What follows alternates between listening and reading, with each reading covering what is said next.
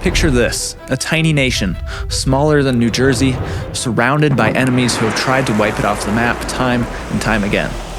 That's Israel.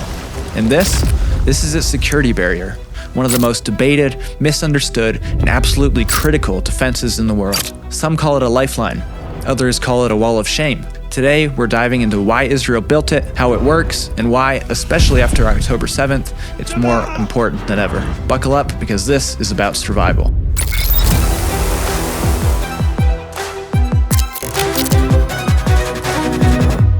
Let's start with some background. This line you see here, that's the Green Line, drawn in green crayon in 1949, after Israel's independence war. It's not a border, and it was never intended to be permanent.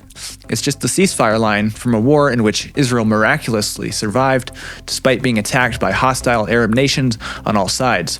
Actually, the Egyptian-Israeli agreement specifically states the line should not be construed in any sense as a political or territorial boundary. And there's similar provisions in the agreements with Jordan and Syria. While these pre-1967 borders left Israel dangerously vulnerable. Check this out. If we zoom in on the map, you can see the edge of the Green Line at its narrowest point is only 9 miles from the coast. 9 miles, that's like a trip to the grocery store. Not to mention the east of the Green Line, a region the world confusingly calls the West Bank, are the Sumerian Hills, a perfect vantage point of the entire land of Israel. Now imagine hostile armies occupying this territory, just waiting to strike Israel. No wonder Israel's foreign minister Abba Eban famously noted at the UN in 1967 that Israel was hemmed in by hostile armies, ready to strike, bombarded day and night by predictions of her approaching extinction. This vulnerability led to the characterization of these borders as Auschwitz borders, reflecting the existential threat they posed to the Jewish state.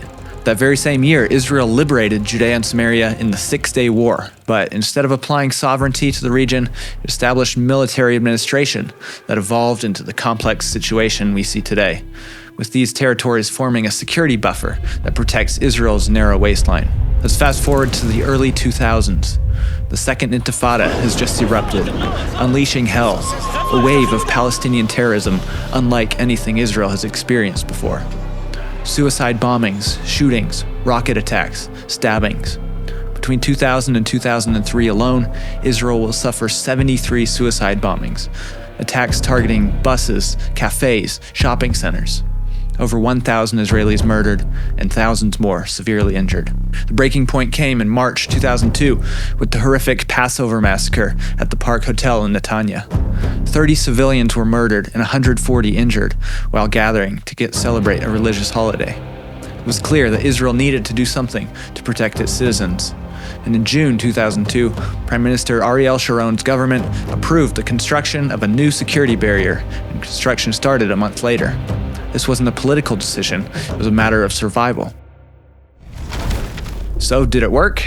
Well, I'll let the numbers tell the story. Before the barrier's construction, Israel faced 73 suicide bombings between 2000 and 2003. After the first sections were completed, that number dropped to just 12 between 2003 and 2006. Now, how does it work? The barrier isn't just physical, it's part of a comprehensive security system. It deters attackers by making infiltration difficult. When someone does try to cross, the barrier delays them, giving Israeli security forces time to respond before they can reach civilian populations.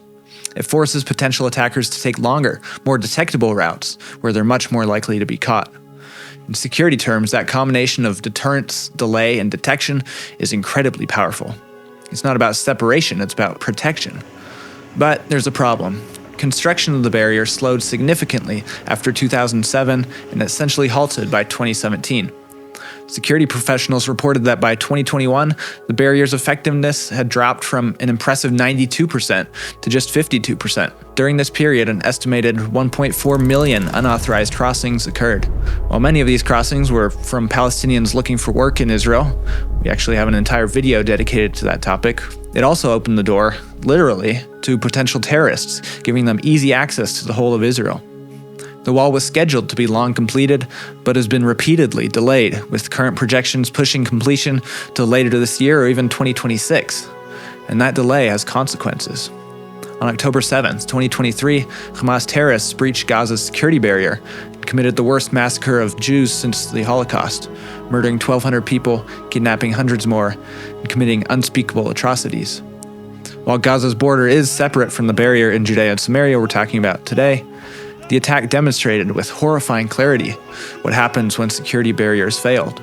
This has heightened concerns about the incomplete sections of the barrier in Judea and Samaria. Security experts warn that terror groups in Judea and Samaria are watching closely and learning from Hamas's tactics. Not to mention Hamas themselves are also active and wildly popular in Judea and Samaria. Without a completed, well-maintained barrier, Israel faces the very real possibility of similar attacks from the east. And looking at the landscape, it's not hard to see why this matters so much. From these hills in Samaria, terrorists would have direct line of sight to major Israeli population centers. Towns like Kfar Saba, Ra'anana, and even parts of Tel Aviv, including the airport, would be vulnerable without this barrier. Israel didn't build this barrier because it wanted to, it built it because it had to. And when security concerns change, so does the barrier. The Israeli Supreme Court has ordered over 200 modifications to reduce impact on communities. Israel's security forces maintain humanitarian crossings for medical emergencies. These aren't the actions of a country looking to oppress. Perhaps the most telling point is this: wherever terrorism stops, the barrier becomes unnecessary. In areas where terror threats have diminished, sections have been removed or gates opened. The barrier exists to stop violence, not to separate people. So yes, Israel's security barrier is controversial. Yes, it creates difficulties. But when we talk about it, we need to remember why it exists in the first place. It stands as a physical manifestation of Israel's most basic responsibility: protecting its citizens from those who would do them harm. In a perfect world, barriers wouldn't be necessary. But Israel doesn't live in a perfect world. It lives in a region where its very existence is contested, where terror groups actively seek its destruction. This barrier has saved countless lives, and after October 7th, its importance has never been more clear. The security barrier isn't just a fence or a wall. For Israel, it's the difference between life and death, between thriving and merely surviving. It's not a political statement, it's a lifeline. Subscribe and get the conversation going down in the comment section below. If you'd like to support our work here at The Israel Guys, head over to theisraelguys.com/donate.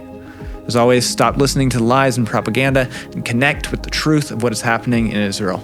We'll be back soon here at The Israel Guys.